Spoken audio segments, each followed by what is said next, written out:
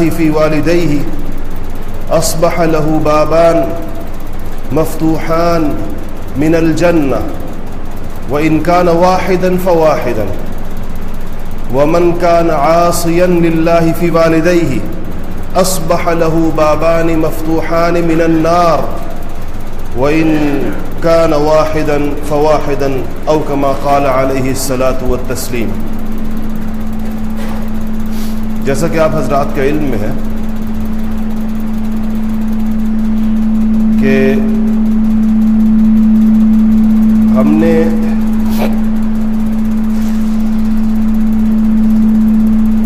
اسلام کے جو بنیادی ارکان ہیں یا جو دین کے جو شعبے ہیں، شعبہ ہائے دین، جو ایمانیات، عبادات، معاملات، اخلاق اور معاشرت پر مشتمل ہیں، ان میں سے ہر شعبے سے اہم ترین چیز کو اٹھا کر ایک جمعے میں اس پر بیان شروع کیا تھا. آپ کو یاد ہوگا کہ ہم نے ایمانیات میں سے اس کو بند کرتے ایمانیات میں سے ہم نے توحید پر بات کی تھی، عبادات میں سے نماز پر بات کی تھی، معاملات میں سے سود پر بات کی تھی، اور اسی طرح اخلاق میں سے توبہ پر بات کی تھی. آج اس 5ویں شعبے معاشرت میں سے پر پہلی گفتگو ہے، پہلی نشست ہے اس کی، اور یہ بھی میں نے آپ سے عرض کیا تھا کہ ہم اسی طرح اس کو روٹیٹ کریں گے کہ 5 شعبوں پر، کہ پھر دیگر احکام پر بھی گفتگو ہوگی. یہ جو ہم نے ترجیحات کی فہرست مقرر کی ہے، یہ کوئی شرعی ترجیح نہیں ہے، یہ ہماری اپنی رائے میں جس چیز کو زیادہ اہم سمجھا یا آپ کی ضرورت سمجھا اس کے مطابق اس پر بیان کیا ہے. ورنہ شرعی احکامات کی کوئی ایسی کلاسیفیکیشن تو نہیں ہوتی ہر جگہ کہ یہ چیز پہلے نمبر پر آتی ہے، دوسرے پر ہے، تیسرے پر ہے، چوتھے پر. معاشرت میں سے جس چیز کی طرف سب سے زیادہ شریعت کا اصرار نظر آتا ہے،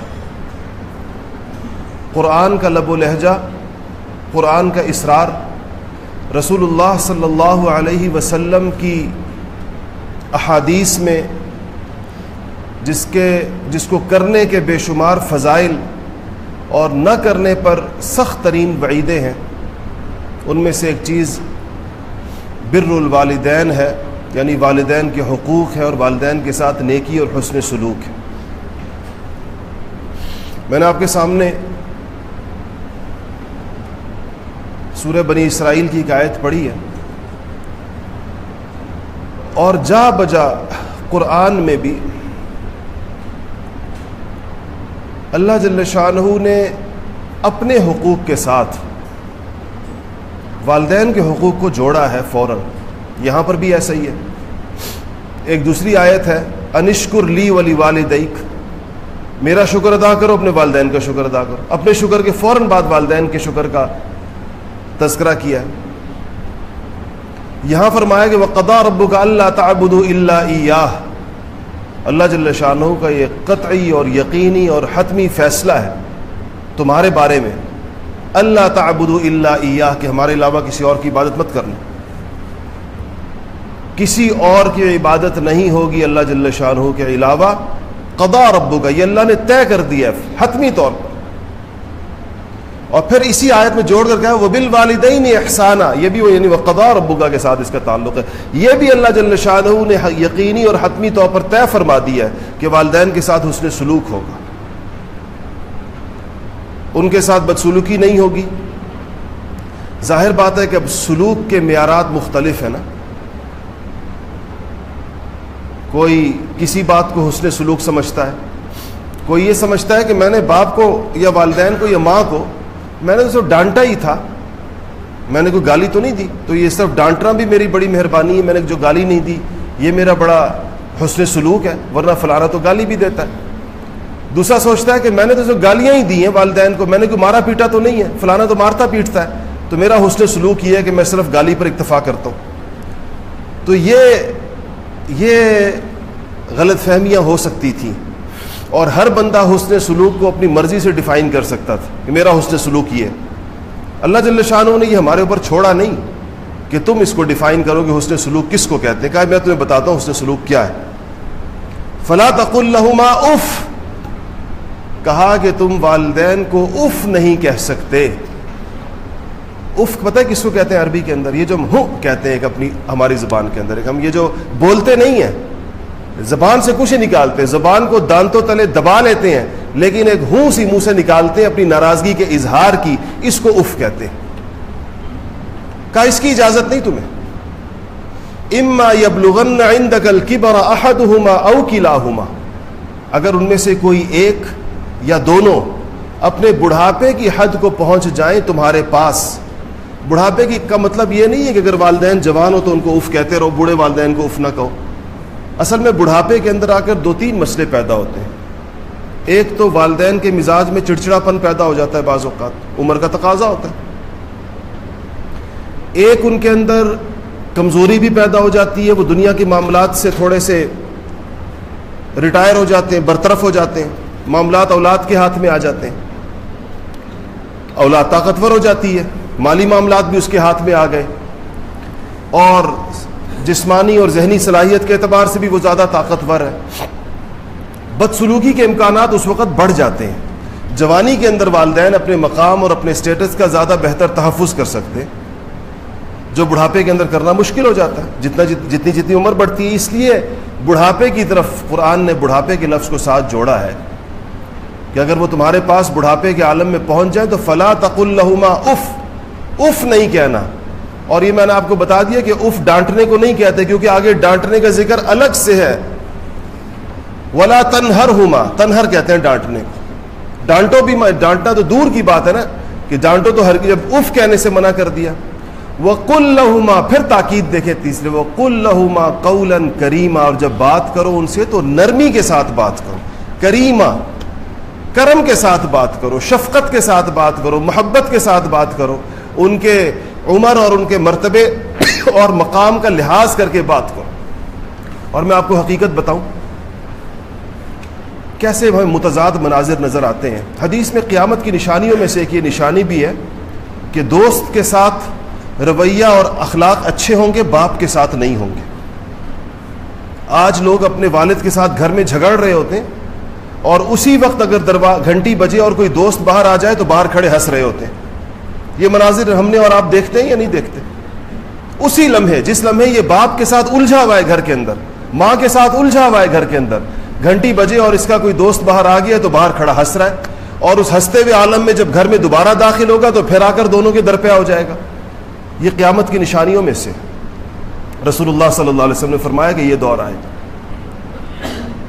آپ نے آداب کو جا بجا بیان فرمایا ہے, طریقہ بھی, اس کا طریقہ بھی بیان فرمایا ہے کہ کس طریقے کے ساتھ یہ ادب ہوگا. صحابہ کرام رضوان اللہ تعالی علیہم اجمعین کو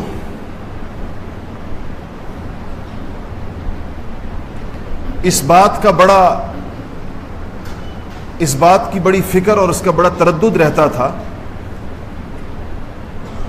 کہ ہم رسول اللہ صلی اللہ علیہ وسلم سے بہت زیادہ اور اونچے اور بڑے ثوابوں والے اعمال پتہ کرتے رہیں, پوچھتے رہیں. بہت کثرت کے ساتھ احادیث کے اندر یہ سوال آیا ہے صحابہ کا کہ ای العمل افضل یا رسول اللہ, یا رسول اللہ سب سے اونچا عمل کون سا ہے, کیونکہ ان کو یہ حرص ہوتی تھی کہ ہم اونچے اعمال کریں. سیدنا ابن مسعود رضی اللہ تعالی عنہ فقہا صحابہ میں سے, عبداللہ ابن مسعود رضی اللہ تعالی عنہ, روایات آپ سے بہت ساری منقول ہیں, تفسیری روایات بھی بہت ساری ہیں. ان تفسیری روایات کو اکٹھا کر کے علماء نے تفسیر ابن مسعود کے نام سے اکٹھا بھی کیا, اس کو ان کے تفسیری اقوال تمام مفسرین نقل کرتے ہیں، فرماتے ہیں کہ سألت رسول اللہ صلی اللہ علیہ وسلم، میں نے ایک دن رسول اللہ صلی اللہ علیہ وسلم سے پوچھا کہ یا رسول اللہ ای العمل افضل، سب سے اونچا عمل کون سا ہے، سب سے بہترین عمل کون سا ہے؟ آپ نے فرمایا کہ الصلاۃ لوقتہا، فرض نماز اپنے وقت کے اوپر پورے آداب کے ساتھ پڑھنا، الصلاۃ نماز اپنے وقت کے اوپر۔ میں نے پوچھا کہ ثم ایون، یا رسول اللہ اس کے بعد؟ آپ نے فرمایا بر الوالدین، اپنے والدین کے ساتھ حسن سلوک کرنا۔ میں نے پوچھا ثم ایون یا رسول اللہ، یا رسول اللہ اس کے بعد؟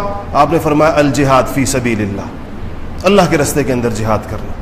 لیکن ذرا درجہ بندی دیکھیں کہ جہاد سے پہلے کس کا ذکر کر دیا؟ بر الوالدین کا۔ اور یہ روایت بھی آتی ہے، ایک صحابی حضور کی خدمت میں آیا، رسول اللہ جہاد میں جانا چاہتا ہوں، فرمایا ماں زندہ ہے؟ کہاں زندہ ہے؟ کہا اس کی خدمت کرو۔ اس کا مطلب یہ نہیں ہے کہ جب جہاد فرض ہو جائے گا اور ہو، یا اس کی اہمیت پر جس طرح ہمارے بعض لبرل لوگوں کو یہ شوق ہوتا ہے کہ جہاد کی اہمیت کو کم کرنے کے لیے دیگر اعمال کو کوئی کہتا ہے ذکر افضل، کوئی کہتا ہے جہاد بالنفس افضل، اس کے اپنے اوقات، اپنی ترتیب، اپنی شریعت کے اندر اس کا اپنا مقام اور مرتبہ ہے، اور اس کی فرضیت کے احکامات پھر بالکل ہی مختلف ہیں جب وہ فرض ہو جائے، تو وہ تفصیل اپنی جگہ پر ہے۔ لیکن اس سے اس کی اہمیت کا آپ اندازہ لگائیں کہ رسول اللہ صلی اللہ علیہ وسلم نے اس کو بیان کس جگہ کے اوپر کیا ہے۔ آج ہمارے معاشرے کے اندر جتنا وقت گزرتا جا رہا ہے، دور نبوت سے جتنا بعد ہوتا جا رہا ہے، تو جس چیز کی طرف سب سے زیادہ جس پر چوٹ پڑ رہی ہے ہمارے نظام معاشرت کے اندر، اس میں یہ والدین کا مقام و مرتبہ ہے۔ اور یاد رکھیں کہ جب یہ اپنی جگہ سے ہل جاتا ہے تو پوری معاشرتی عمارت، ہمارا جو پورا سوشل فیبرک ہے، وہ سارا ادھڑ جاتا ہے۔ یہ نہیں ہو سکتا کہ والدین کی نافرمانی ہو رہی ہو، والدین کو اذیت دی جا رہی ہو، والدین کی بات نہ مانی جا رہی ہو اور بہن بھائیوں کے حقوق ادا ہو رہے ہوں۔ ایسا نہیں ہوتا۔ جب والدین کے حقوق متاثر ہوتے ہیں تو اس کے ساتھ پورا معاشرتی نظام متاثر ہو جاتا ہے۔ ایسے لوگ آپ کو بہت کم ملیں گے کہ جو والدین کی نافرمانی کرنے والے ہوں اور پڑوسیوں کے حقوق ادا کرنے والے ہوں، والدین کی نافرمانی کرنے والے ہوں اور بہن بھائیوں کے حقوق ادا کرنے والے ہوں۔ جب ایک چیز یہ اس کی بنیاد ہے، یہ ہمارے معاشرتی نظام کی ایک بنیاد ہے کہ اگر یہ جگہ اپنی جگہ کے اوپر یہ بنیاد ٹھیک ہوگی تو اس کے اوپر پورے معاشرتی نظام کی عمارت درست کھڑی ہوگی۔ صحابی فرماتے ہیں، عائشہ رضی اللہ تعالی عنہ فرماتی ہیں، حضور نے آداب سکھائے ہیں باقاعدہ۔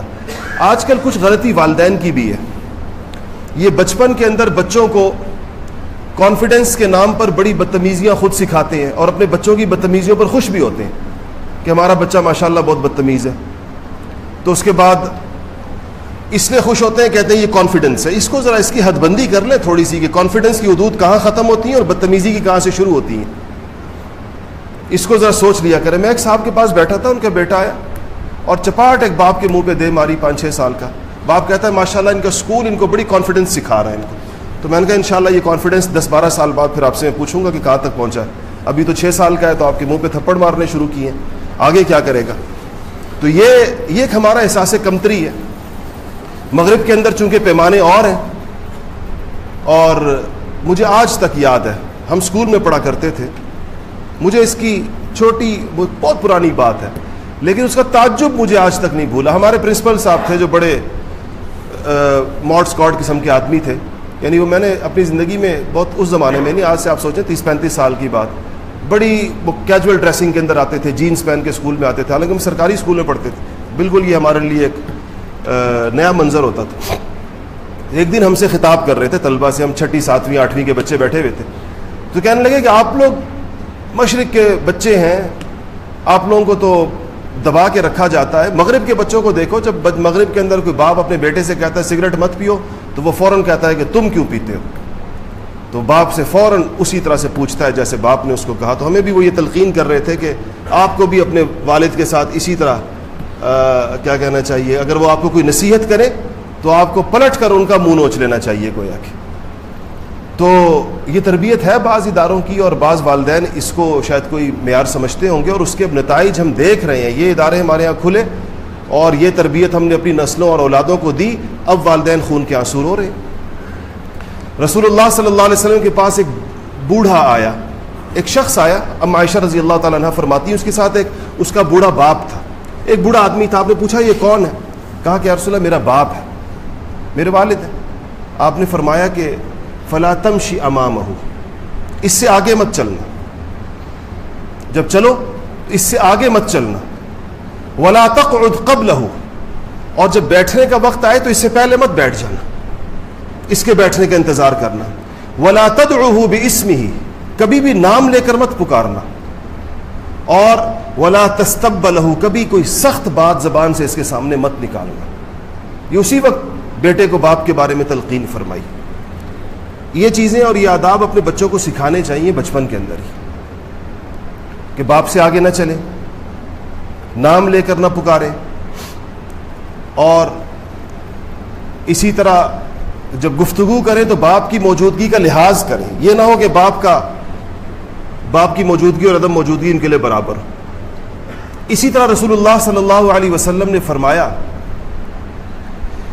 من اصبح مطیعا للہ فی والدیہ، جس آدمی نے صبح اس حال میں کی، یعنی جب صبح کا سورج طلوع ہوا تو اس کی کیفیت یہ تھی کہ مطیعا لوالدیہ، مطیعا کہ وہ اللہ تعالی، مطیعا للہ فی والدیہ، کہ وہ والدین کے باب میں اللہ تعالیٰ کے جو احکامات ہیں اس کو پورا کرنے والا تھا، پورا کر رہا تھا اس کو۔ اس پہ سورج اس حال میں طلوع ہوا کہ والدین کے حقوق کے حوالے سے جو ذمہ داریاں اس کی جانب متوجہ تھیں وہ اس کو پورا کر رہا تھا۔ تو فرمایا کہ اصبح لہ بابان مفتوحان من الجنہ، اسی وقت اس کے لیے جنت کے 2 دروازے کھل جاتے ہیں۔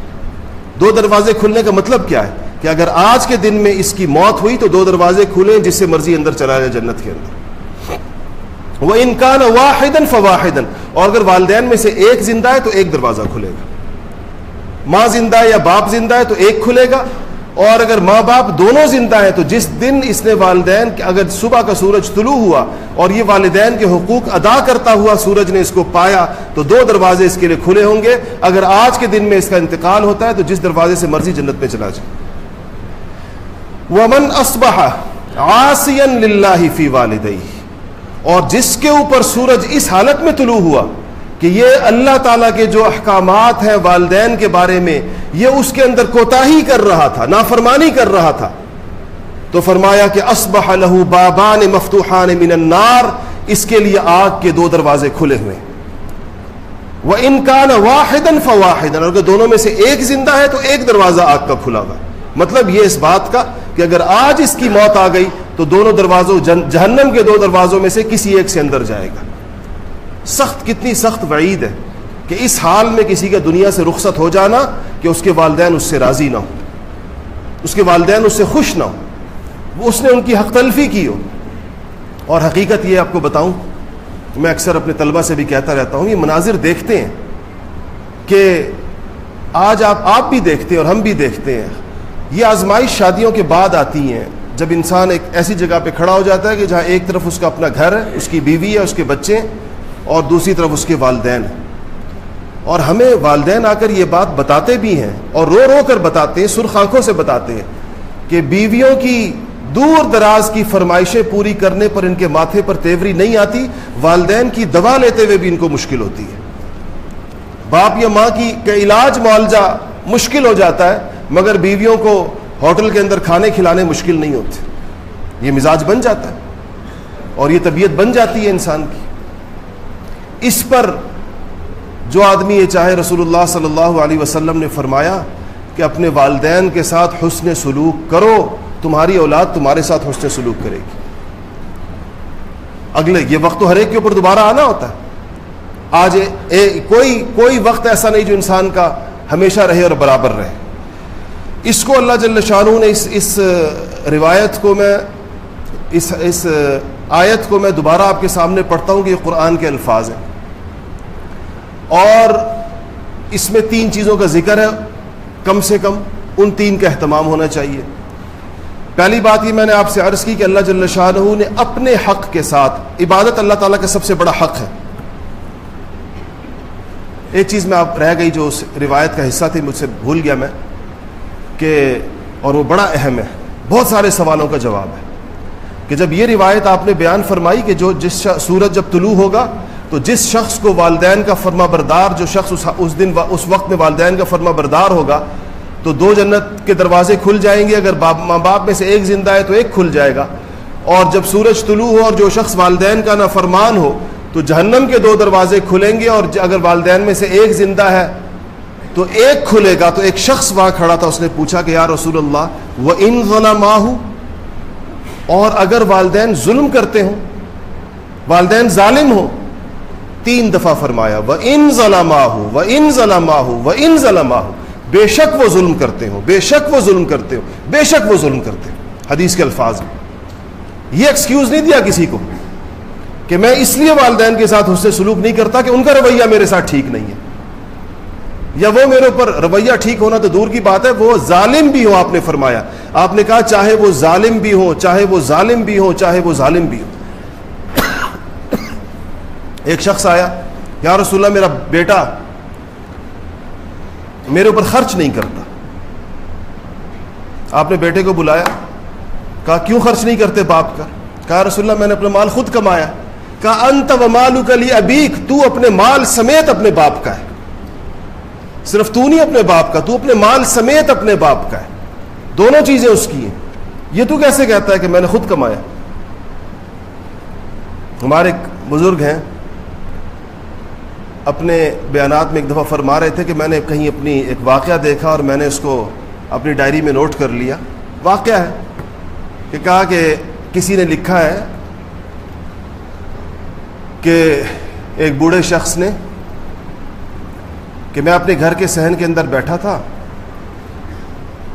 اور اتنے میں، اور میرا بیٹا ایک بوڑھا بیٹھا تھا اس کے ساتھ، اس کا جوان بیٹا بیٹھا تھا، تو صحن کے اندر، صحن کی منڈیر کے اوپر ایک کوا آ کر بیٹھ گیا۔ تو میں نے اپنے بیٹے سے پوچھا کہ بیٹا یہ کیا ہے، جیسا بوڑھوں کو نظر نہیں آتا؟ تو کہتا ابا کوا ہے۔ تو میں نے پھر 1-2 منٹ بعد پوچھا بیٹا یہ کیا ہے؟ کہتا ابا کوا ہے۔ تو کہتا میں تیسری دفعہ پھر پوچھا بیٹا یہ کیا ہے؟ کہتا ابا بتایا تو ہے کوا ہے۔ کہتا میں نے چوتھی دفعہ پھر تھوڑی دیر کے بعد پوچھا بیٹا ہے کیا؟ کہتا ابا تجھے سمجھ آتی ہے نہیں آتی؟ بتایا کوا ہے، اور اب نہ پوچھیو مجھ سے۔ کہتے ہیں بوڑھا گیا اور جا کر اندر سے اپنی ایک پرانی ڈائری اٹھا کر لے آیا، اور کوئی 25-30-40 سال پرانے ورق اس سے کا پلٹو اور فلانی تاریخ کا صفحہ پڑھو، اپنے پہ پرانی تحریر لکھی ہوئی تھی۔ تو کہا اس میں لکھا ہوا تھا کہ آج میں صحن میں بیٹھا تھا اور میرے بیٹے نے بولنا شروع کیا ہے، اور بولنا شروع کیا، اور کوے دیوار کی صحن کی منڈیر پہ کوا آ کر بیٹھا، تو اپنی توتلی زبان کے اندر مجھ سے اس نے بار بار پوچھتا تھا کہ بابا یہ کیا ہے؟ اس نے 25 دفعہ پوچھا اور میں نے 25 دفعہ کہا کہ بچے یہ کوا ہے، لیکن ایک دفعہ بھی اس کو جھڑکا نہیں۔ اور اب کہا کہ بیٹے تو نے تو جب بچپن میں مجھ سے 25 بار پوچھا، میں نے ہر بار شفقت سے جواب دیا اور خوش ہوا میں اس پر کہ میرا بیٹا بولتا ہے، میرے 4 بار پوچھنے کے اوپر تو اتنا زیادہ ناراض ہو گیا، تو اتنا زیادہ بھڑک اٹھا اس کے اوپر کہ چوتھی دفعہ مجھ سے کیوں پوچھ لیا؟ یہ ہر چیز میں یہ رویہ ہوتا ہے۔ والدین کو بیماریاں ایسی آتی ہیں بسا اوقات آخری عمر میں کہ ان کی وہ خدمت آ جاتی ہے کسی خوش نصیب کے اوپر جو ان کی جو خدمت والدین نے بچپن کے اندر کی ہوتی ہے۔ آخری بات آپ کو سناؤں اس کے اندر، چیزیں تو بہت ساری تھی اس باب میں بتانے کی، لیکن یہ میں آپ کو بتاؤں کہ یہ ایک ایسی چیز ہے اور یہ ایک اتنی فضیلت کی اور اتنی اٹھانے والی چیز ہے کہ رسول اللہ صلی اللہ علیہ وسلم نے یہ فرمایا ہے کہ جو یہ چاہتا ہے کہ اس کی روزی کے اندر برکت ہو، رزق کی فراخی چاہتا ہے، تو اپنے والدین کی خدمت کرے اور صلہ رحمی کرے۔ یہ ذریعہ ہے رزق کی فراخی کا، اس کے ذریعے سے اللہ تعالیٰ رزق کو وسیع کرتے ہیں۔ مالی تنگ دستی اگر کسی کے اوپر ہو، اس تنگ دستی کے عالم میں اپنے والدین کے ساتھ صلہ رحمی کرے، دیکھے اس کی تنگ دستی دور ہوتی ہے یا نہیں ہوتی۔ احادیث کے اندر یہ ذریعہ اور اس کا واسطہ بتایا گیا. دنیا کے اندر بہت ساری پریشانیوں کی وجہ، بہت ساری آزمائشوں کی وجہ، بہت ساری تنگ دستیوں اور مشکلات کی وجہ والدین کو ستانا ہوتا ہے، جس کا انسان کو احساس بھی نہیں ہوتا. اور اب تو جو دور آ گیا ہے، مصروف اور تیز رفتار دور ہے، کتنے والدین ایسے ہیں جو اپنے اولاد سے مالی مدد نہیں مانگتے لیکن وقت مانگتے. یہ نہیں کہتے کہ پیسے دو ہمیں، یہ نہیں کہتے کہ خرچے کرو ہمارے اوپر، وہ یہ کہتے ہیں کہ ہمیں وقت تو دو، آ کے بیٹھو تو صحیح. اللہ جل شانہ نے قرآن پاک کے اندر جن نعمتوں کو گنا ہے، اس کا احساس جوانی کے اندر نہیں ہوتا انسان کو. جن نعمتوں کو گنا ہے اس میں سے ایک نعمت یہ بتائیے، وَبَنِينَ شُهُودًا، وہ اولاد جو آنکھوں کے سامنے ہو. یعنی جب بچے آنکھوں کے سامنے ہوتے ہیں تو والدین کو ایک خاص قسم کی تسکین ہوتی ہے. اس کا احساس جوانی میں بچوں کو نہیں ہوتا کہ ہماری موجودگی، ہمارا والدین کے پاس جا کر بیٹھنا، ان کو پوچھنا، ان کی خبر گیری کرنا، ان کی صحت کا پوچھنا، کبھی ان کی ٹانگیں دبا دینا، تھوڑا وقت ان کو باقاعدہ روزانہ دینا، یہ والدین کی صحت کے لیے، جسمانی اور ذہنی صحت کے لیے کتنی بہترین چیز ہے، کتنا اس کا ان کو فائدہ ہوتا ہے. یہ جوانی میں انسان کو عام طور پر نہیں پتہ چلتا، لیکن جب خود بوڑھا ہوتا ہے اور اس کے بچے اس کو وقت نہیں دے رہے ہوتے، تب اس کو احساس ہوتا ہے کہ شاید میں نے بھی جوانی میں اپنے والدین کو جو وقت مجھے دینا چاہیے تھا میں نے نہیں دیا، میں نے ان کا حق ادا نہیں کیا.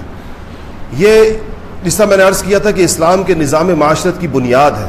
اگر ہم یہ چاہتے ہیں کہ ایک صالح معاشرہ بنائیں، اگر ہم یہ چاہتے ہیں کہ ایک درست صحت مند معاشرہ بنائیں، تو اس کی بنیاد کے اندر والدین کے حقوق اور ان کے حسن سلوک کو ڈالنا پڑے گا. اس کے بغیر آپ کوئی عمارت کھڑی نہیں کر سکیں گے. اور یہ ہمارے ہاں آج کے تباہال مغربی معاشرے کا جو خاندانی سٹرکچر جو ان کو تباہ ہوا ہے، جو اس کے اندر اب یہ رشتے قائم نہیں رہ سکے، اس کی اصل بنیاد یہاں سے شروع ہوتی ہے. بنیادی چیز یہاں سے شروع ہوگی، اس کے بعد یہ آگے بڑھے گا. جب والدین کے ساتھ تعلق ختم ہوگا، یاد رکھیں میں نے عرض کیا، تو گھرانہ بکھرے گا، پھر میاں بیوی کا تعلق بھی قائم نہیں رہے گا. آج مغرب کے اندر تو آگے سفر ہو چکا ہے. تو آپ دیکھیں پہلے والدین کے ساتھ رشتہ ٹوٹا، لوگ خود مختار ہونے کا مطلب یہ سمجھتے تھے کہ والدین کی چھٹی ہو گئی. خود مختار ہونے کا مطلب یعنی کمانے کا مطلب یہ سمجھتے تھے میں نے کمانا شروع کر دیا، بس والدین کا کھانا ختم ہو گیا. اب وہ جب تک خود کما سکتے ہیں خود کمائیں گے، جب کمانے سے رہ جائیں گے تو اولڈ ہاؤس میں جا کے جمع کرا دیں گے ان کو. لیکن جب والدین کا کردار ختم ہوا تو دوسرے نمبر کے اوپر پھر میاں بیوی کا رشتہ ٹوٹنا شروع ہوا. اور اب وہ لوگ کہتے ہیں کہ اب 50-60% جوڑے جو ہیں وہ بغیر نکاح کے رہتے ہیں، 40% لوگ بغیر نکاح کے بچے پیدا کر رہے ہیں. اسکینڈینیوین کنٹریز کے اندر تو اس سے بھی زیادہ اعداد و شمار آ رہے ہیں. تو یہ کیا، وہ ادھر سے جب چیز بگڑی تو نیچے بگڑتی. اب اولاد اور والد، یہ صرف یہ نہیں کہ والدین کا رشتہ ختم ہوا، میاں بیوی کا ختم ہوا، بچوں اور ماں باپ کا رشتہ ختم ہوا، اور آہستہ آہستہ پورا کا پورا معاشرتی نظام بکھر کر رہ گیا. اگرچہ سائنسی ترقی بہت زیادہ ہے، کچھ اور لا اینڈ آرڈر کی سچویشن بڑی بہتر ہے. آپ لوگ جو فضائل ہمیں اکثر سناتے رہتے ہیں مغرب کے، وہ سارے تسلیم ہیں، اپنی جگہ کے اوپر ہیں. بالکل وہاں پر یہ ساری اچھی چیزیں اور خوبیاں ہوں گی، لیکن خاندان کا ادارہ جو ایک معاشرے کی بنیاد ہے وہ باقی نہیں رہا، وہ بکھر گیا مکمل طور پر. اور یہ اسلامی دنیا کی اور اسلامی ممالک کی خصوصیت ہے اس وقت جو موجود ہے، اور ہمیں ہر حال کے اوپر اس کو برقرار رکھنا چاہیے. اس پر جو فضائل وارد ہوئے ہیں اس کو معلوم کرنا چاہیے، اور اپنے گھروں کے اندر جا کر اپنے والدین کے پاؤں پکڑ کر معافیا مانگنی چاہیے. اگر ہم سے آج تک کوتاہی ہوئی ہے، اگر ہم نے آج تک غفلت برتی ہے، اگر ہم نے کوئی سخت کلامی کی ہے، اگر ہم نے کوئی نافرمانی کی ہے، رسول اللہ صلی اللہ علیہ وسلم نے فرمایا رضا الربی فی رضا الوالد و سخط الربی و سخط الربی فی سخط الوالد. اللہ کی رضامندی باپ کی رضامندی کے اندر ہے، اور اللہ کی ناراضگی باپ کی ناراضگی میں ہے. اس کا مطلب یہ ہے کہ باپ کو ناراض کر کے کوئی اللہ کو راضی نہیں کر سکتا، اور باپ کو راضی کر کے کوئی راضی کر دے تو اللہ جل شانہ اس سے راضی ہو جائے گا، الا یہ کہ کوئی شرعی مسئلہ ہو. گناہ کی بات کے اوپر یہ ایک عمومی اصول ہے کہ لا طاعت لمخلوق فی معصیت الخالق، کہ اللہ کو ناراض کر کے مخلوق کو راضی نہیں کیا جا سکتا. مطلب یہ کہ اللہ کی نافرمانی کا کوئی حکم دے وہ تو اس کے لیے قبول کرنا ضروری نہیں ہے، لیکن حسن سلوک پھر بھی کرے گا. قرآن نے کہا ہے کہ اگر تمہارے والدین مشرک بھی ہوں فلا تطعهما، تو شرک میں تو ان کی پیروی مت کرو، لیکن وصاحبهما فی الدنیا معروفا، دنیا کے اندر ان کے ساتھ پھر بھی حسن سلوک کے ساتھ رہو. مشرک ماں باپ کے ساتھ بھی حسن سلوک کرو، ان کے ساتھ بھی اچھے طریقے کے ساتھ رہو. سیدنا اویس قرنی رضی اللہ تعالی عنہ نے، دیکھیں مسلم کے اندر باب ہے، مسلم شریف میں امام مسلم نے باب باندھا ہے فضائل اویس قرنی، اویس قرنی کے فضائل. یہ یمن قرن کے علاقے کے تھے. رسول اللہ صلی اللہ علیہ وسلم کو پیغام بھیجا تھا کہ یا رسول اللہ آپ کی خدمت میں حاضری کا اور آپ کی زیارت کا دل چاہتا ہے. کبھی ملے نہیں تھے، دل چاہتا ہے، لیکن ماں بوڑھی ہے، اگر نکلوں تو اس کی خدمت کرنے والا کوئی نہیں ہے. آپ نے فرمایا ماں کی خدمت کرو، اور رسول اللہ صلی اللہ علیہ وسلم کا دنیا سے پردہ فرما دیا. یہ نہیں دیکھ سکے، صحابی نہیں بن سکے. حضور نے وصیت فرمائی. عمر فاروق فرماتے ہیں میں کہا کہ دیکھو ایک وقت میں قرن کے قبیلے، یمن کے قبیلے قرن سے ایک بندہ آئے گا، اویس نام ہوگا، اگر کبھی تمہیں ملے تو اپنے لیے اس سے دعا کروانا. عمر فاروق وہ کہتے ہیں حضرت عمر یمن سے آنے والے قافلوں کو دیکھا کرتے تھے.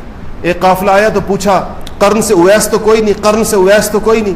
کسی نے بتایا کہ اس میں قرن کا اویس ہے. ملے، اس سے دیکھا تو نقشہ حلیہ بھی وہی تھا. کہا میرے لیے دعا کرو. کہا امیر المومنین آپ دعا کریں میرے لیے، آپ صحابی ہیں، خلیفۃ المسلمین ہے. کہا مجھے حضور نے وصیت فرمائی تھی کہ جب اویس ملے تو اس سے اپنے لیے دعا کروانا. تو اویس قرنی نے صحابیت قربان کر دی مگر ماں کی خدمت قربان نہیں کی. اتنی بڑی چیز ہے. اللہ عمل کی توفیق نصیب فرمائے.